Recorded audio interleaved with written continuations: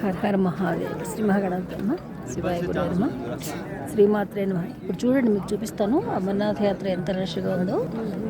అర్ధరాత్రి మనకి ఇప్పుడు 3:30 వస్తుంది. దగ్గర క్యూలు చూసారు ఎంత ఉందో. ఇప్పటికే 4-5 కిలోమీటర్ల రేంజ్లో ఉన్నాయి. ఇది పల్లకీలు కూడా అంతే, క్యూలోనే ఉన్నాయి పల్లకి కూడా. మేము 1 గంటకు స్నానాలు చేసి పూజ పునస్కారం చేసుకుని వచ్చి క్యూలో వచ్చేసాం మేము. హెలికాప్టర్ లేవండి, అన్ని పల్లకి కానీ డోలీ అంటారు కదా అది, లేదంటే గుర్రాలు, లేదా నడిచే ఓపుకుంటే నడిచి వెళ్ళటం. ఇక్కడ నుంచి కరెక్ట్గా 14 కిలోమీటర్లు ఉందండి. ఇవాళ చాలా హెవీ రష్గా ఉన్నారు. ఈ నడిచే వాళ్ళు కూడా క్యూ చూడండి, 5-6 కిలోమీటర్ల పొడుగున ఉందండి.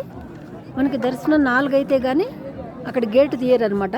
అమర్నాథ్ గేట్లోంచి వెళ్తే కానీ మనం అప్ హిల్స్కి వెళ్ళడానికి వీలు పడదు. చూసారండి, ఫుల్ సెక్యూరిటీ కూడా ఉంది, భయమే లేదు అసలు.